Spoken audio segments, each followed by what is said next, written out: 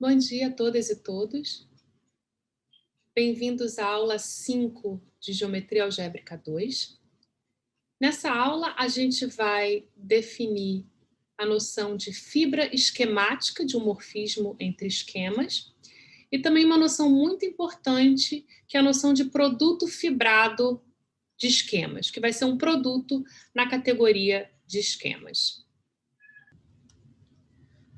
Então, vamos relembrar esse exemplo de morfismo entre variedades afins, em que a fibra geral é uma cônica não singular e a fibra especial sobre o ponto zero é uma reta que a gente entende que deve aparecer com uma estrutura de reta dupla.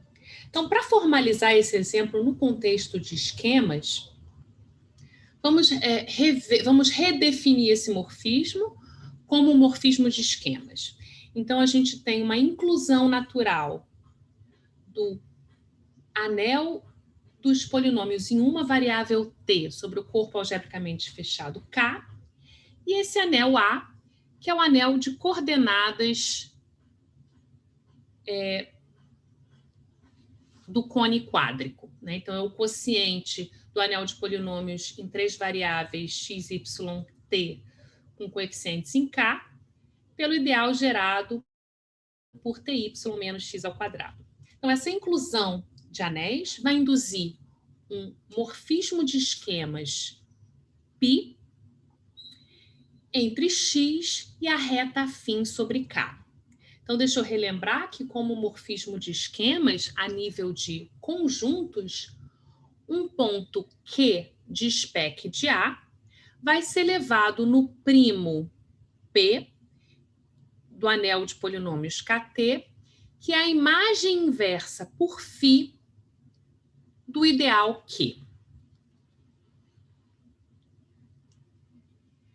Vamos relembrar também que a gente viu na última aula que a reta afim sobre o corpo algebricamente fechado K, ele contém os pontos fechados, que correspondem aos ideais maximais, que eu estou chamando simplesmente de T0, né, como ideal gerado por T menos T0, e um ponto, que é o ponto genérico da reta, que corresponde ao ideal zero.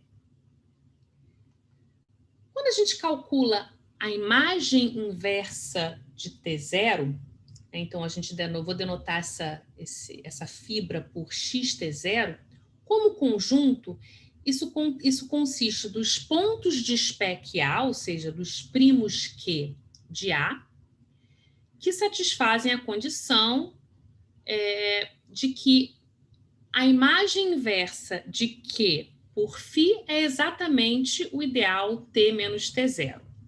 Então, isso é equivalente a dizer que T menos T0 pertence ao ideal Q.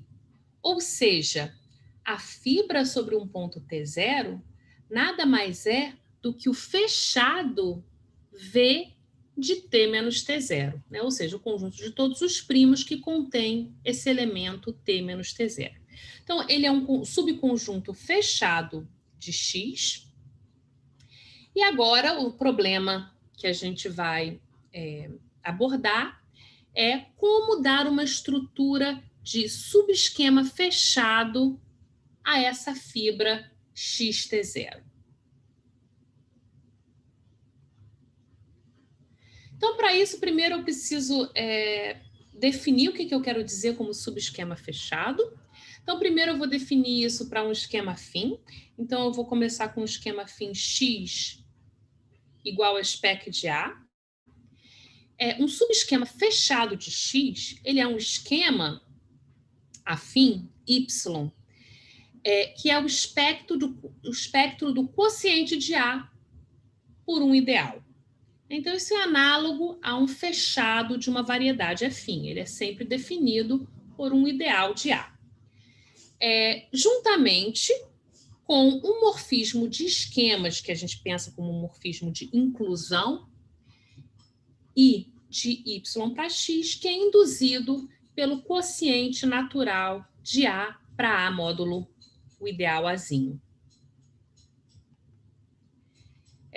Eu deixo como um exercício fácil vocês verificarem que esse morfismo de esquemas I, ele induz um homeomorfismo entre Y e um fechado de spec A, o fechado definido pelo ideal Azinho. Em geral, agora para qualquer esquema, não necessariamente um esquema afim, uma imersão fechada de esquemas vai ser um morfismo de esquemas de Y para X, que satisfaz as seguintes propriedades. Bom, primeiro, do ponto de vista de espaços topológicos, o F é uma imersão fechada, ou seja, ele induz um homeomorfismo entre Y e um fechado de X. Então, isso do ponto de vista de espaços topológicos. Agora, do ponto de vista de feixes de anéis, o que a gente pede é que o morfismo de feixes F tralha, que vai de OX para a imagem direta de OY, é um morfismo sobrejetor de feixes. Deixa eu relembrar que a gente já viu que o morfismo de feixes de anéis é sobrejetor se somente se ele é sobrejetor em todos os talos. Por outro lado, a gente já viu que os talos da imagem direta de um feixe não são necessariamente iguais ao talo do feixe original.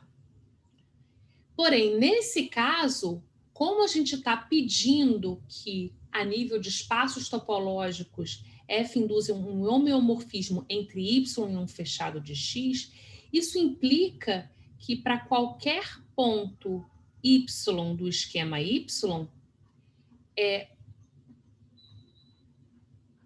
o F tralha no anel local vai ser um morfismo sobrejetor. Ou seja, o que eu estou dizendo é que a condição 1, ela implica que o talo da imagem do feixe, que é a imagem direta de O de Y, ele corresponde exatamente ao talo O de OY em Y, né? ao anel local em Y. Isso é algo que eu deixo vocês verificarem. Então, nesse caso, a gente pede que, é equivalente a gente pedir que o homomorfismo local nos talos seja sobrejetor. E agora a gente pode definir um subesquema fechado como sendo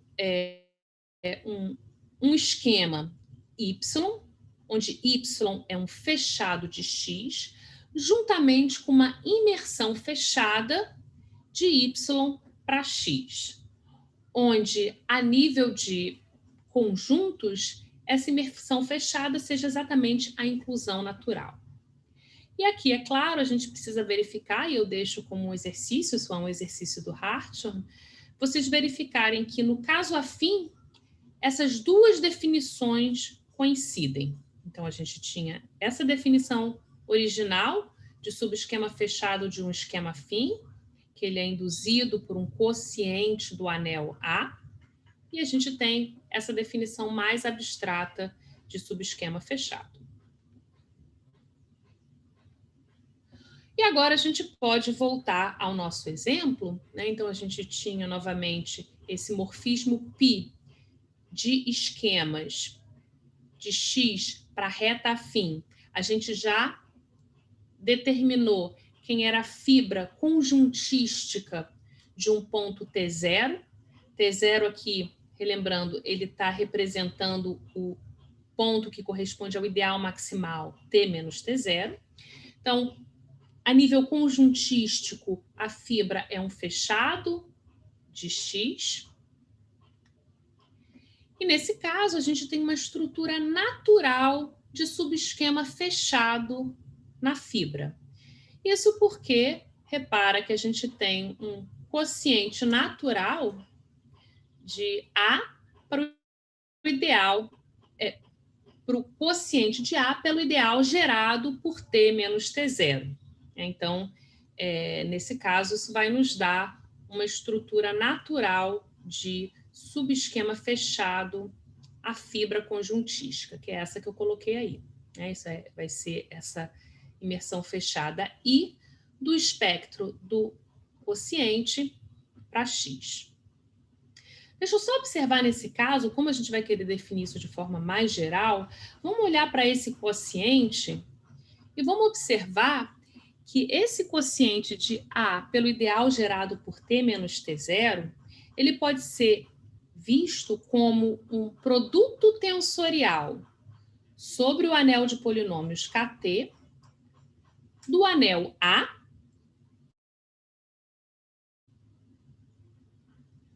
pelo corpo residual de T0. Né? Então, o homomorfismo de anéis φ dá uma estrutura de KT álgebra AA. O corpo residual, que é o quociente de KT por T menos T0, também tem uma estrutura natural de KT álgebra. E a gente pode interpretar esse quociente como o A, o produto tensorial sobre KT de A pelo corpo residual. E é isso que a gente vai usar para definir a fibra esquemática de forma mais geral. Então, a definição de fibra esquemática, num caso de morfismo de esquemas afins, é dada da seguinte forma. Eu começo, então, com F, um morfismo de esquemas afins. Ele vai ser induzido por um homomorfismo de anéis de A para B. Vamos tomar um ponto X de spec de A. A gente pode definir a fibra esquemática de F sobre esse ponto X, né, que eu vou denotar em geral por F a menos 1 de X, como sendo o espectro do anel obtido como produto tensorial de B pelo corpo residual de X, Kx. Tanto B quanto o corpo residual vistos como K-álgebras. Então, vamos ver no nosso exemplo, vamos observar o que acontece nesse exemplo, né? Então, aqui está a minha definição de fibra esquemática, e agora eu vou aplicar no caso em que o X é o ideal gerado por T, né? Então, corresponde ao T igual a 0. Então, a imagem inversa de T igual a 0 como esquema vai ser o espectro desse produto tensorial, que deixa vocês verificarem que vai ser exatamente o quociente do anel de polinômios kxy pelo ideal gerado por x ao quadrado. E relembro que isso não é isomorfo ao espectro do anel de polinômios em uma variável, né? Aqui a gente tem a presença de um elemento nilpotente no anel. Então, aqui, de fato, a gente observa que aquela fibra com estrutura dupla, né? A reta com estrutura dupla, ela, de fato, aparece de forma natural como fibra esquemática. Ok.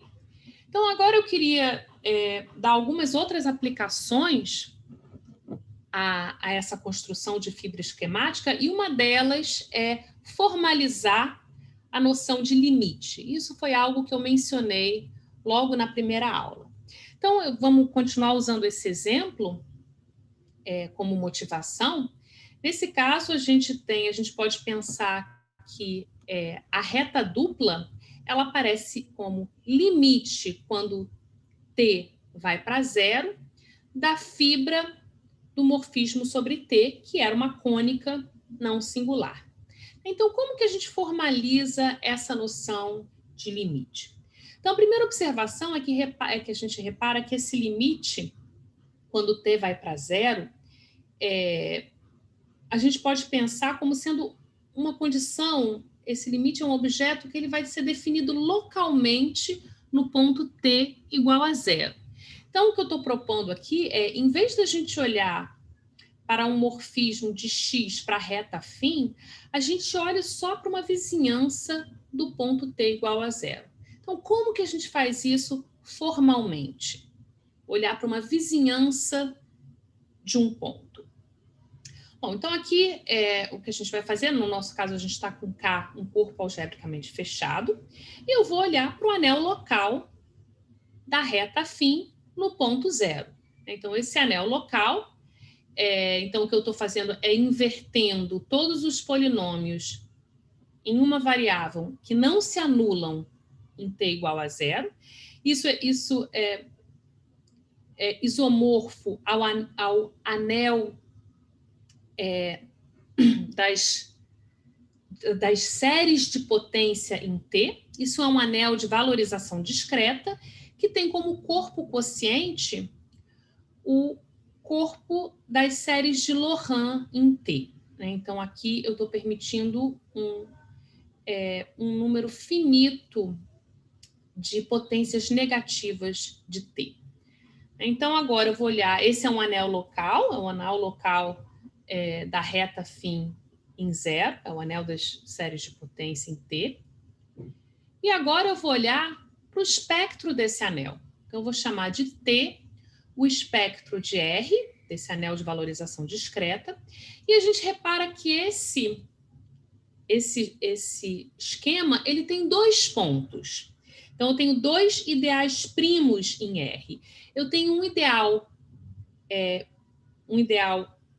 primo maximal, que é o T0, que corresponde ao ponto fechado, cujo corpo residual é isomorfo a K, então esse eu marquei em azul, e eu tenho o ponto genérico, que é o ponto que corresponde ao primo zero, né, o ideal zero.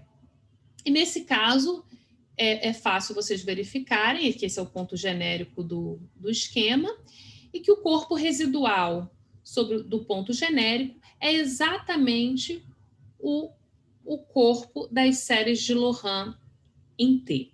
Então, eu usei esse desenho aí para ilustrar esse esquema. Eu tenho um ponto genérico e um ponto fechado. Então, agora vamos pensar naquela família de cônicas. Em vez de ser uma família sobre A1, vai ser uma família sobre essa base T, spec R. Então, como que a gente faz isso? Novamente, eu tenho uma inclusão de anéis de R, o anel de valorização discreta KTT, K de T, né, de séries de potências em T. Então, vai ter uma inclusão de R. No anel A, que eu vou olhar para o anel dos polinômios em duas variáveis x e y sobre R, quocientado pelo ideal gerado por esse polinômio ty menos x ao quadrado. Então, a única diferença aqui é que, em vez de eu olhar para os coeficientes como polinômios em T, agora eles são séries de potência em T. Então, esse homomorfismo de anéis vai induzir um morfismo de esquemas, π, de spec de A para spec de R, de X para T.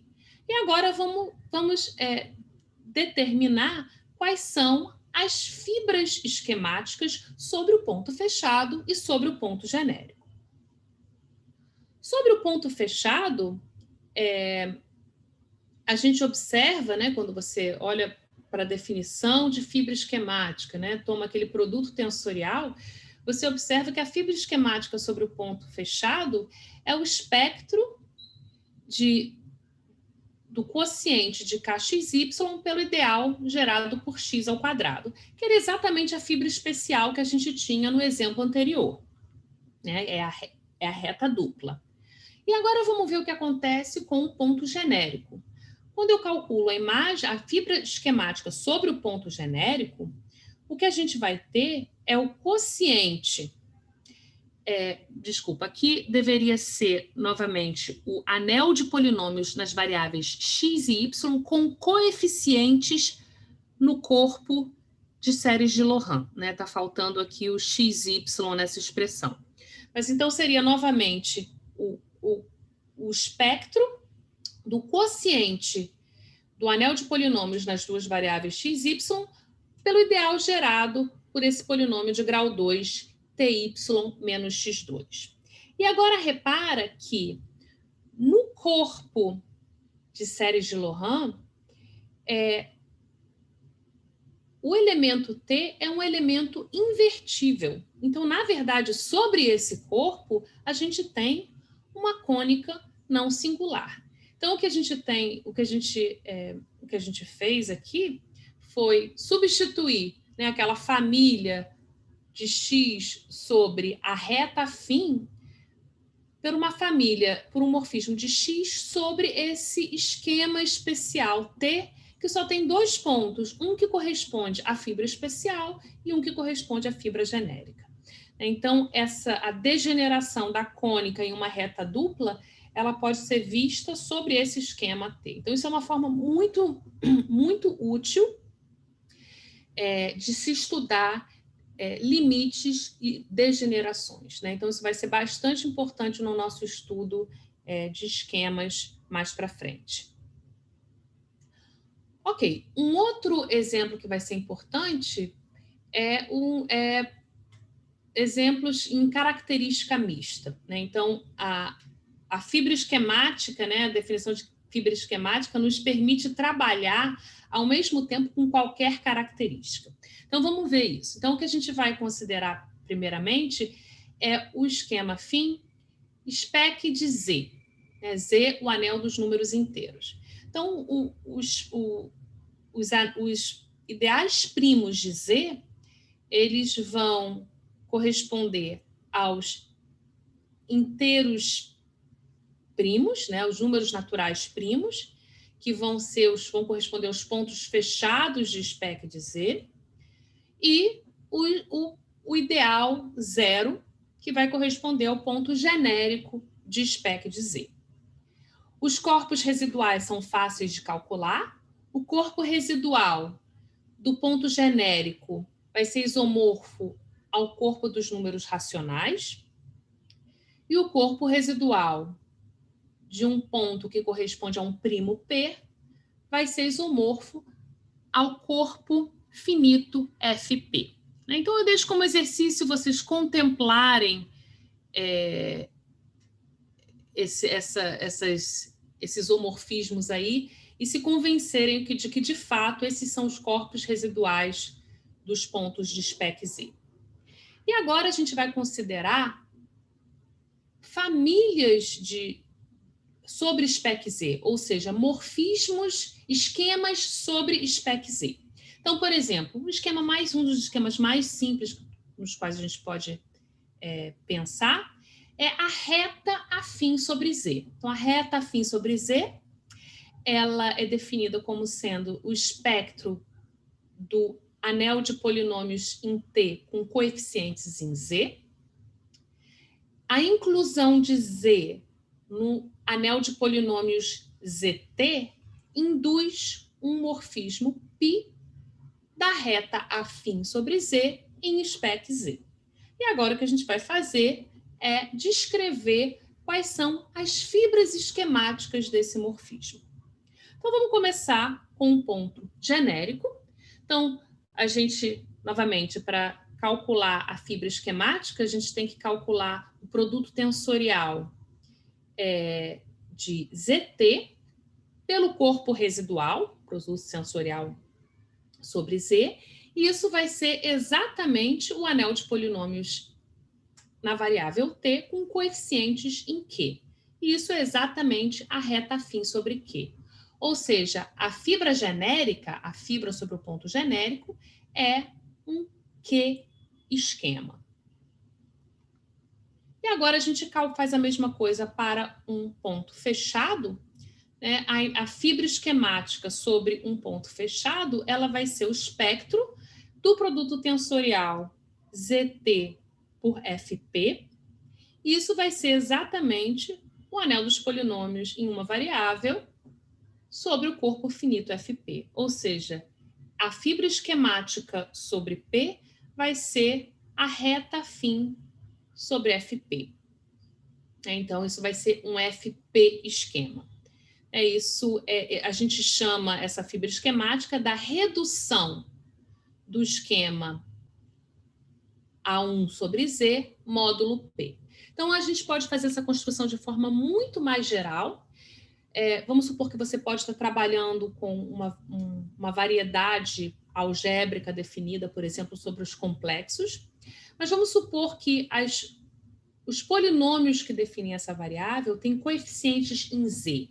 Então, você pode pensar nesse polinômio como definindo variedades sobre qualquer corpo,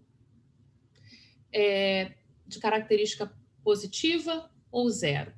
Então, dito de outra forma, a gente pode considerar um esquema, um z-esquema, e a gente pode olhar para as diferentes fibras desse morfismo para a spec de z. Deixa eu só fazer uma observação, que dado qualquer anel, a gente tem um único homomorfismo de anéis de z para A, e, portanto, a gente tem sempre, dado qualquer esquema afim, a gente tem um morfismo característico de spec de A para spec de Z. A gente, mais para frente nessa aula, vai estudar colagem de esquema, e usando colagem, a gente vai ver que todo esquema X admite um único morfismo característico de X para spec Z. Olhar para as fibras desse morfismo sobre um primo P, um fechado, um ideal que corresponde a um fechado P, corresponde a gente fazer redução módulo P desse esquema. Ok, então isso é uma outra aplicação importante dessa noção de fibra esquemática. E agora eu vou fazer uma construção ainda mais geral e que depois vai nos permitir definir a fibra esquemática para qualquer morfismo, Por enquanto, a gente só definiu para morfismos afins. Ok, então deixa eu definir o produto fibrado de esquemas, e aqui nesse contexto é importante a gente trabalhar de forma relativa, na abordagem relativa. Então, vamos fixar um esquema de base S. Então, o produto fibrado, o que é um produto fibrado de esquemas? Então, deixa eu enunciar um teorema de forma puramente categórica. Então, o teorema que a gente vai querer estudar agora é o teorema que diz que existe o produto na categoria de S-esquemas. Então, para quem está familiarizado com a linguagem de categoria, esse enunciado super simples já diz muita coisa. Mas deixa, para quem não está ainda familiarizado com a noção com a linguagem de categorias, deixa eu enunciar esse teorema de forma mais descritiva e extensa. Então, o que esse teorema diz é o seguinte: dados dois S-esquemas, X e Y, então existe um S-esquema que a gente denota por X vezes Y sobre S, juntamente com morfismos de S-esquemas desse produto para X e para Y, satisfazendo a seguinte propriedade universal. Então, essa propriedade está representada nesse diagrama. Dado um outro S-esquema Z, que eu coloquei em vermelho, e morfismos de S-esquema F e G para X e para Y, existe um único morfismo de S-esquema θ de Z para o produto fibrado, que faz esse diagrama como está.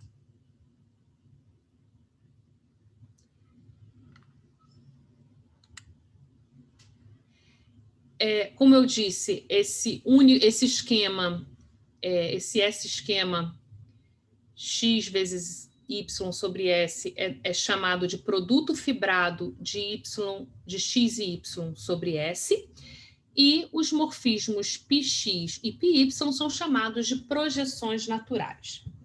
Então, segue da propriedade universal que esse produto fibrado, juntamente com as projeções naturais, são únicos, a menos de único isomorfismo que faz o diagrama como está. aqui eu gostaria de fazer uma comparação com o caso de produto de variedades quase projetivas. Quando a gente estudou em Geometria Algébrica 1, produto de variedades projetivas, a gente começou estudando produto de dois espaços projetivos e a gente deu uma estrutura de variedade projetiva a esse produto usando o mergulho de Segre. Como conjunto, o produto de duas variedades quase projetivas consiste exatamente dos pares de pontos x, y em uma variedade quase projetiva x e na outra y.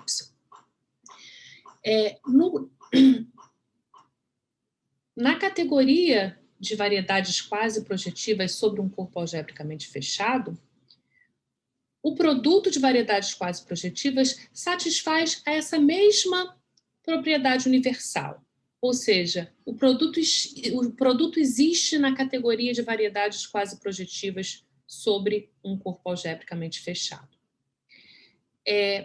Aqui existe uma diferença. Nem sempre, como conjunto, o produto fibrado vai ser o produto dos dois conjuntos associados a x e y. Então, aqui é importante a gente trabalhar com o produto fibrado usando essa propriedade universal. Então, mais para frente, eu vou deixar alguns exercícios em que vocês vão verificar essa sutileza. E eu vou falar um pouquinho sobre a prova, mas eu vou deixar para vocês lerem a prova no Hartior. É uma prova longa e técnica, mas deixa eu comentar como que a prova funciona no caso especial de esquemas afins. Bom, então, nesse caso, a gente pode supor que o x é da forma spec A, y, spec B, e S é spec R, para algum anel R, com A e B R álgebras, né, o que dá a eles uma estrutura de S-esquema. Então, nesse caso, o produto fibrado nada mais é do que o espectro do produto tensorial de A e B sobre R. E a propriedade universal do produto fibrado, ela vai seguir da propriedade universal do produto tensorial, né? Então, se vocês olharem para o diagrama correspondente, né, invertendo as setas, vocês vão ver exatamente a propriedade universal que define o produto tensorial, a categoria de R-álgebras.